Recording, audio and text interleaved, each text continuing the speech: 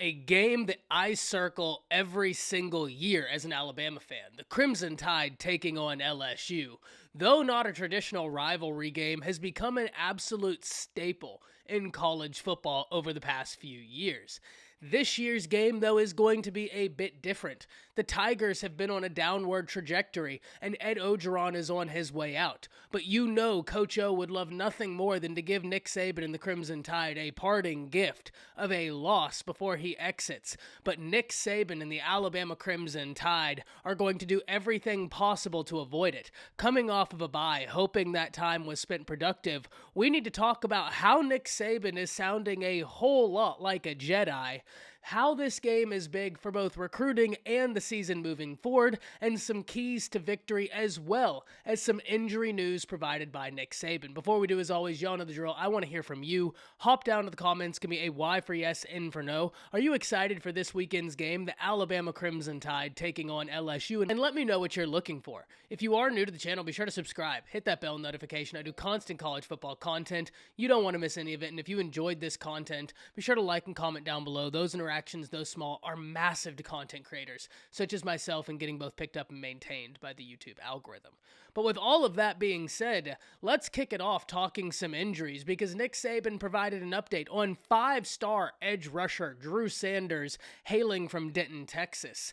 Drew Sanders is one of the more coveted players from his recruiting class, coming to the Crimson Tide as a guy who could do everything, ending up settling on an edge rush position, and he was thrust into the games when Chris Allen went down early on in the season. He's a kid with a really high ceiling, an unbelievably athletic individual, and his presence would be a massive addition for this Crimson Tide defense. Even though others such as Dallas Turner have played very well in his absence, getting Drew Sanders back just adds quality depth. Remember, before the season started, we kept talking about that outside linebacker position and how it was one of the deepest position groups in all of college football. I mean, if I'm just naming 5 stars, this is where it gets bonkers. You have Will Anderson, Chris Braswell, Dallas Turner, and Drew Sanders coming back from injury, giving you 4 or 5 stars at that position, but getting Drew Sanders back provides the Crimson Tide more depth at a position that they would really like to utilize, and we're going to talk a bit more about that in my keys to victory for this weekend. The other injury news we got was from Kamar Wheaton, freshman running back 5-star, also out of Texas, who's still dealing with a knee injury. To what extent, I have no idea. I didn't see Saban really go into detail, but that's just always unfortunate, especially if you kept up with the Kamar Wheaton recruiting saga. He's a really good kid, an unbelievably athletic individual. Go back, watch his highlights. It'll give you something to look forward to the future, because this kid right here is destined for big things on the college level, and I'm really excited for him to get healthy and to be able to go out and do it.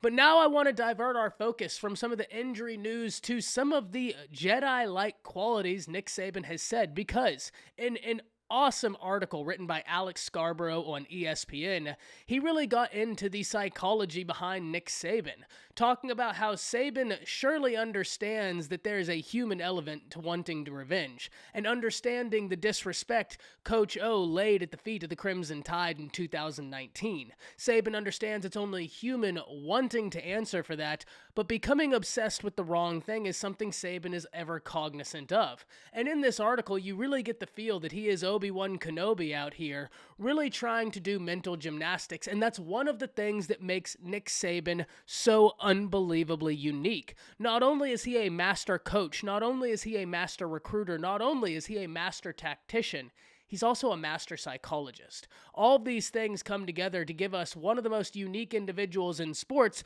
but the greatest college football coach of all time.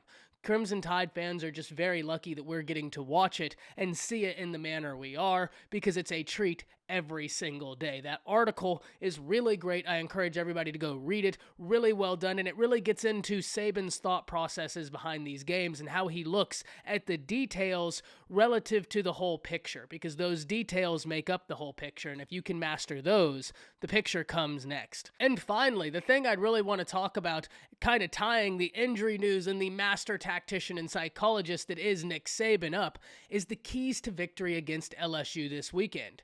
Because as I said in the intro, this is a game that most college football fans have come to become very excited for on a year in, year out basis. It's become must-watch TV over the past few years, but sadly the past 2 years have been a little bit different. Last year it was easy to chalk it up to just being a pandemic season, and certainly that doesn't take away from the teams that did well.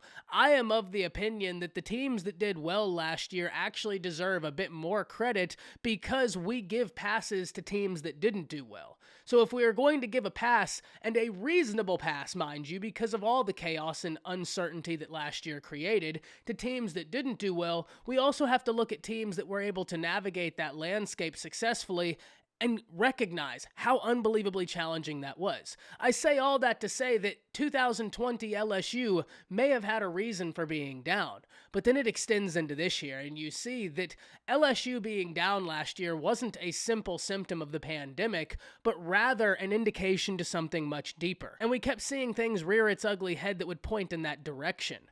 But ultimately, as we look into this game, as I said once again in the intro, Ed Orgeron would love nothing more than to give a parting gift to Nick Saban and the Crimson Tide.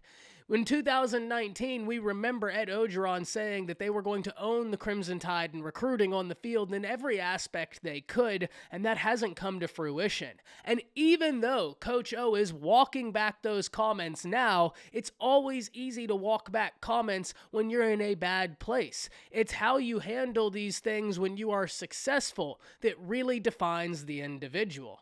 All this to say, the Crimson Tide should not overlook their opponent come Saturday, and I have no doubt that they are, because Nick Saban is the head coach, and this is something that he will have been preaching, because one of the things that's bitten the Crimson Tide this year is the inability to compete for 4 quarters. The Crimson Tide will come out for 3 quarters and look unbelievable, but for 1 quarter, wherever it may lie, we kind of get mental lapses, blown assignments, and it's been something that's allowed for games to be a little bit closer than they should have. This is an opportunity for Alabama coming out of a bye, getting some guys back healthy to compete for 4 quarters in a manner that they are absolutely capable of when you look at the talent they have on this team. And LSU, who typically proves to be a challenging opponent, is going to try and get the upset in this game. Why wouldn't they? The last time Ed Orgeron will coach against Alabama as the head coach at LSU, this could be a marquee send-off for him. So this is going to be something that the Crimson Tide have to stay disciplined. And that is my first key to victory for Alabama, is being disciplined. And that means in the penalty game, in the assignment game, all of these things come together. If Alabama can be disciplined, we won't see as many blown coverages, we won't see as many missed gap assignments, we won't see as many misalignments, and we won't see as many penalties. Every action has an equal and opposite reaction, and we've seen this time and time again. Unnecessary pass interference penalties extend drives and have given the Tide problems in the past. So eliminating these mental lapses and playing disciplined football for 4 quarters, especially coming off of a bye week, is going to be of massive importance. The other key to victory I have is keeping Bryce Young up while simultaneously getting after the other quarterback. And I know what you're thinking, isn't that obvious?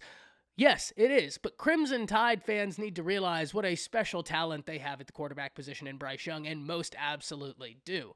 This young man is as good as anybody in the nation in the pocket. He is unbelievable, even though his age, at feeling pressure around the pocket and navigating it, even in a year where the Crimson Tide offensive line has not been the unit we expected it to be and hoped it to be, especially that right side, which has struggled.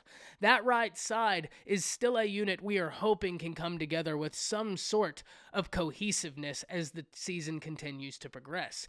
But even through all that, Bryce Young's mobility has been a really positive thing for the Crimson Tide. His ability to use his legs to not only affect opposing defenses, but also affect his wide receivers and their ability to get open and he find them downfield. He has an uncanny ability to keep his eyes downfield, picking apart defenses, and it's really, really special to watch someone of his age do what he does. But on the flip side, the Alabama Crimson Tide have got to get after the quarterback. Will Anderson is coming off of a game where he was on an absolute tear, and that looks to continue against LSU.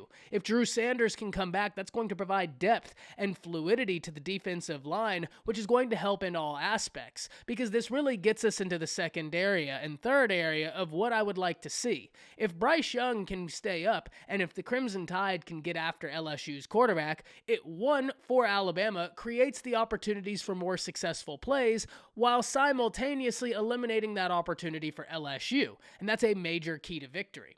The other thing I'd really like to see for Alabama, and my second key to victory, is going to be a stout defensive front, and that includes the linebacker positions. And this kind of goes to being disciplined, because if the linebackers are disciplined, they stay in gap assignment.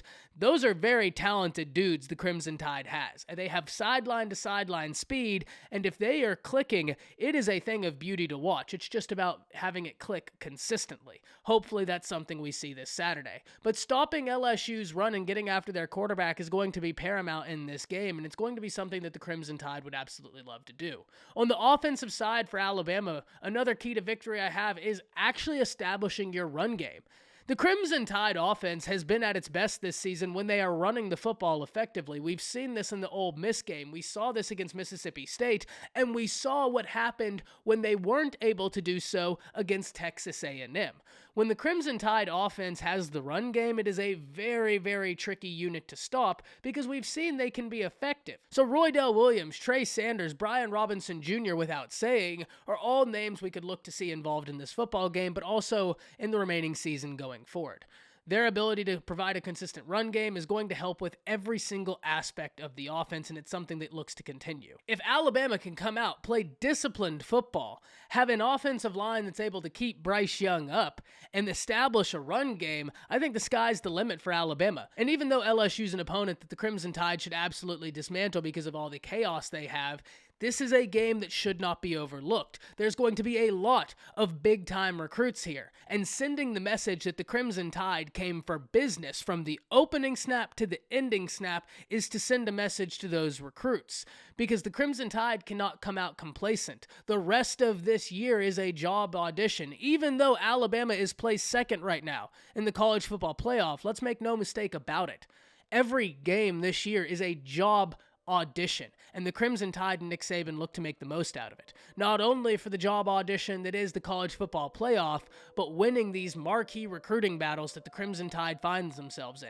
Already putting together a phenomenal class, a big win this weekend in front of the recruits they have could pay off massively in the long run. Hop down to the comments, let me know what you're thinking. I always look forward to this game, and I'm always very intrigued at what other people's perception of the Alabama LSU game is. That's it. See ya.